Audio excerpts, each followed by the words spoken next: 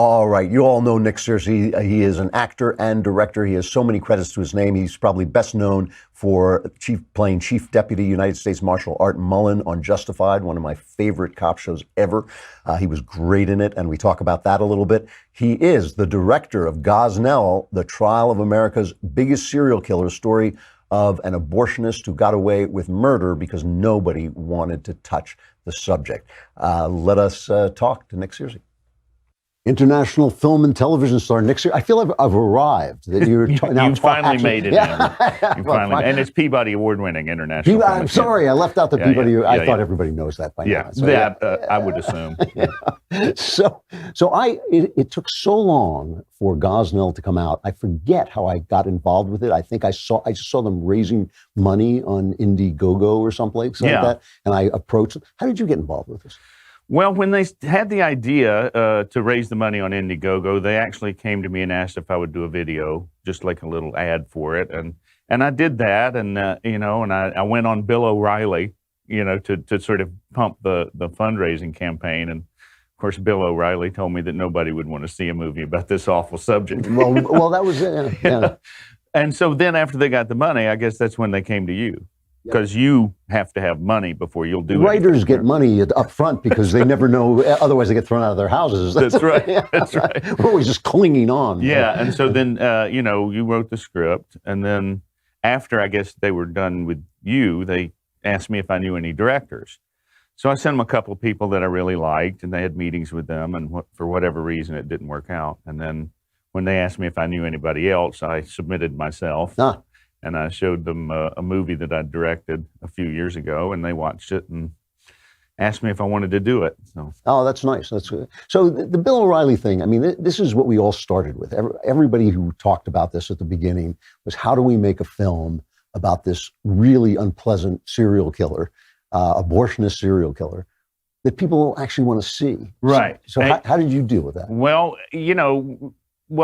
first of all, your script was so interesting, and so there was so much great information in it that I really felt like we could do it without really bombarding people with the images. Yeah. That the words and the story would be powerful enough.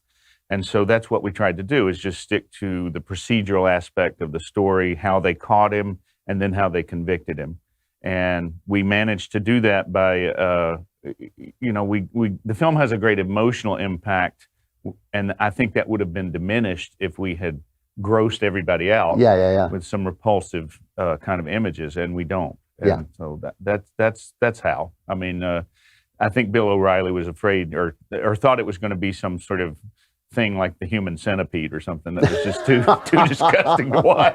Well, I remember, my pal Cyrus Nowasta, Cyrus. Yes. He made the Stoning of Soraya M, and, people don't want to take their dates to a woman getting stoned. It's a great movie. It's a terrific movie, but people don't want to go out on a Saturday night and see that. But this is a crime story. I mean, yeah, it is. And it works as a movie. That's what I like most about it. Yes, it's about this issue, but I felt that we really had to make it work just as if it was a movie about any other crime. Right.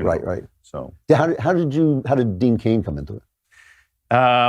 They approached him and he read the script and loved it and wanted to get on board. And, he was somebody I kind of thought of from the beginning, because he just kind of, he actually resembles the real life guy. He does resemble him. Yeah.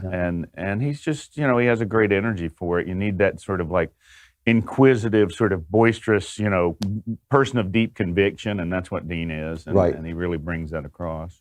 I have to say, he is a pal, but I still thought that Alfonso Rachel was like a revelation in it. I had no idea that he acted at that level. I thought he was terrific. He was terrific. I remember I only really said one thing to Alfonso on the first day of shooting. We were working on the scene, and I said, "Zoe, don't try to be interesting. You're interesting enough. Just relax." Yeah. And after that, he just took off. Yeah. No, I was. And he improvised a lot of stuff that we kept, because he's just so clever and quick. And no, he was great. He held his own with a real pro and Dean, and it was great. So you've been taking the film around, and you seem to be packing houses, and now it's open. But what kind of reactions are you getting from the audience? It's a very powerful response that the audience has to it. It's emotional, but it's not emotional in that sort of tearjerker way. it's just moving. Yeah. The story is moving. And, you know, the journey of the lead prosecutor is moving. And, you know, people have a really powerful emotional response to it. And one of the great things is that it did a bunch of screenings in North Carolina and in Tennessee last week. And at 2 different screenings, a person in the audience raised their hand and said, I'm pro-choice, and I really think this is an important movie. Wow. I think everybody should see this. That is important. That shows that you were fair. I mean, yeah. Yeah, and you know, I've said from the beginning, all the information in this movie is stuff. It doesn't matter what side of the issue you're on. This is important information. You need to know what we're talking about. You know, I wonder about this when you're working with actors, because writers never get to do this. They kind of write the thing, and then by the time the thing is made, you're kind of on another project somewhere. When you're talking to the actors about this, do you discuss the issues? I mean, does that play into it at any point? Yeah, I mean, there's a little bit of that, but it's never like, you know, we don't discuss them like we're arguing about it. It's more just like they come up in the course of what is this character trying to do, and you know, what is he trying to accomplish in this scene, and that kind of thing. Because by the time you get to actually shooting the movie, there isn't a lot of time to argue about anything. Right. you're in a war, and you've got to get the thing done. You know? Oh, okay. Now, I was first introduced to you on Twitter, where I remember the first words I ever said to you in person were, "Oh my God, the meanest man on Twitter." You know. Now it turns out you're actually a fairly civilized human being. I hide that well. I mean, on Twitter, you are as open. You and James Woods. I mean, you're the 2 most open conservatives on Twitter. Yes, my Twitter life is like I'm a heel wrestler. And I'm out there trying to get heat. And the more people that hate me, the better. That's the way I look at it. Now, does that, I mean, Woods lost his agent at some point. Has this hurt you at all in the... Well, I haven't lost my agents. You know, they, and it's not like they don't know who I am. You know? So I'm sure it may have affected me in some way. I don't know. Yeah, it's not like they call me up and tell me when they don't give me a job. Right. You know, they don't tell you why. Were you always a conservative? Pretty much. I mean, I think in my 20s and 30s, I was so focused on getting an acting career going that I really didn't think about politics that much. Yeah.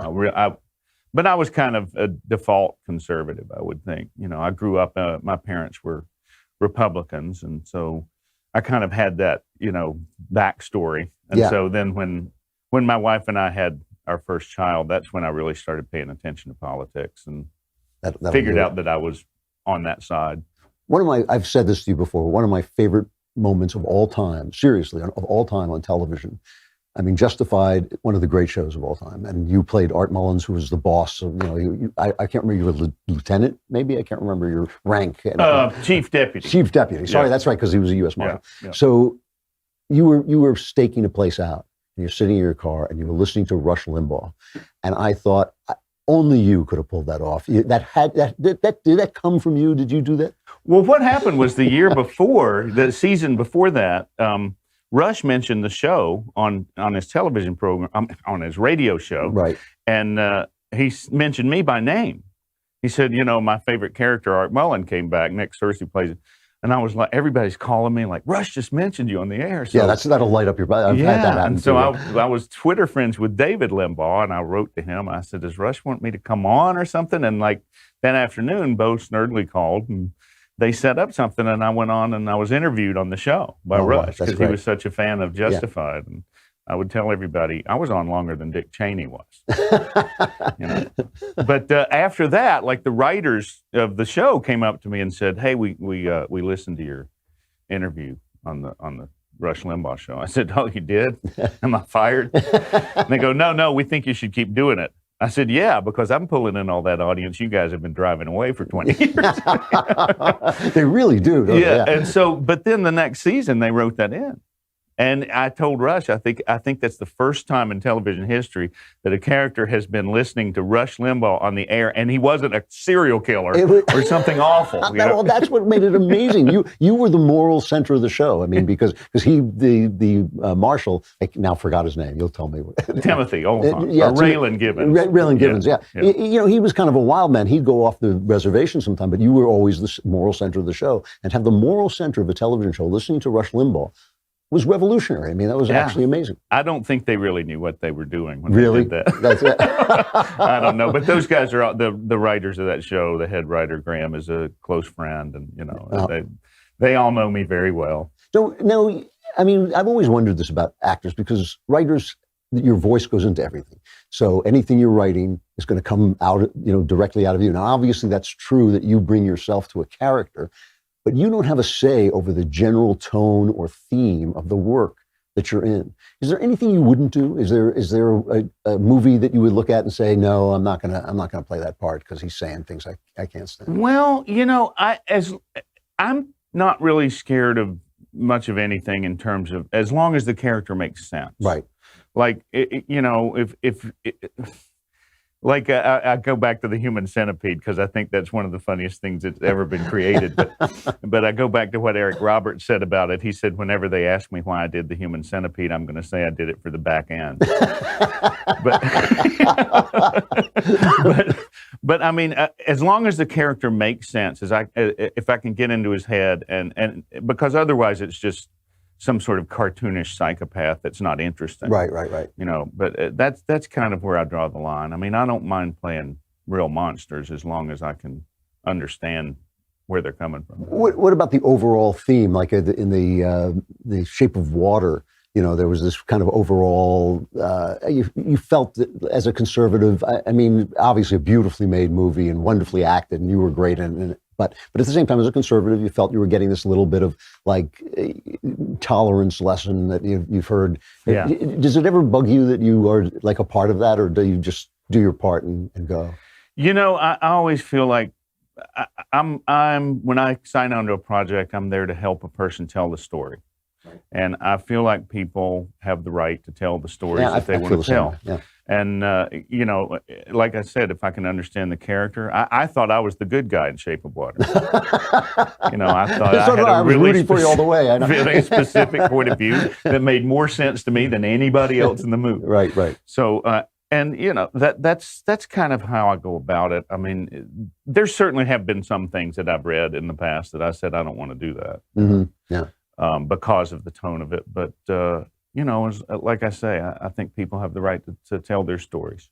You know, one of the things that stuns me about Hollywood, and people who've never worked in Hollywood have never gone near it, they're always saying all Hollywood cares about is money, which really isn't true. I mean, there is a lot of ideology going on. And here are, I can't remember the exact number of the people who voted for Trump, 63 million people who can't watch a comedian because they're all insulting them. You know, basically can't go to the movies because they're all insulting. They're leaving a lot of money on the ground.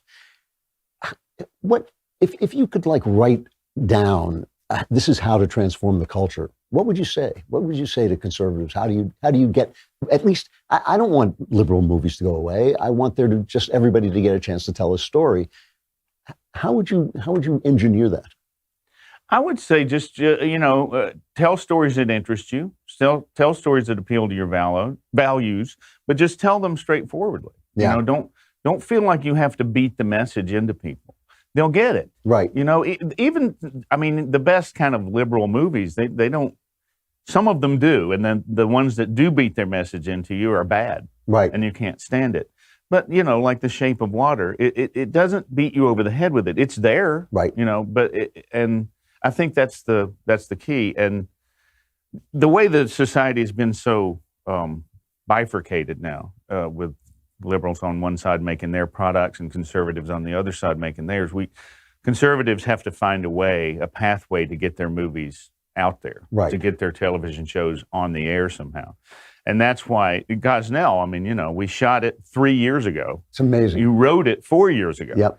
And it took us this long to get it to the screen because there isn't a pathway for our kind of movie. Right. You had to make your own way. Did you face headwinds? Did you face people who just said, we will not do this because it's about abortion? I'm told that, you know, Yeah. I didn't have anything to Right, do with you're the not- producing end of things after I directed it. But yeah, I'm told that they did get a lot of people commenting things like, this is a really good movie, but we're not going to be the ones to put it out. You know? Do you feel that now will this open up other avenues for you? Because I mean, you're a good director. You know, Thanks. no, you are, and I would think that people I know are always looking for directors. They're not that thick on the ground. I hope so. I Yeah. mean, I certainly have a couple of projects I'm pitching in different places, and one script I've already written and that I want to do. Yeah. So it's a matter of if you know, if Gosnell does well, and you know, I get a reputation going as a director, that would be wonderful. I'd love to do it again. Yeah. Nick, it's always great to see you and talk to you. You too, Andrew. You're so much It's great. nicer in person than you are on Twitter. I know. I know. It's a failing. But I'm glad that I was able to elevate your show. You've elevated the show and elevated my script as well. So you're just right. propping me up entirely. I'm helping you out as much as I can, Andrew. Thanks a lot. I'll talk to you again. One of the hilarious things about meeting Nick is if you read his tweets, he's so mean, and then you meet him, he's just one of the nicest people in town. All right, go see Gosnell while you're doing all these other Klavan. You could just bathe yourself in Klavanness for the next several weeks, and it would improve your life.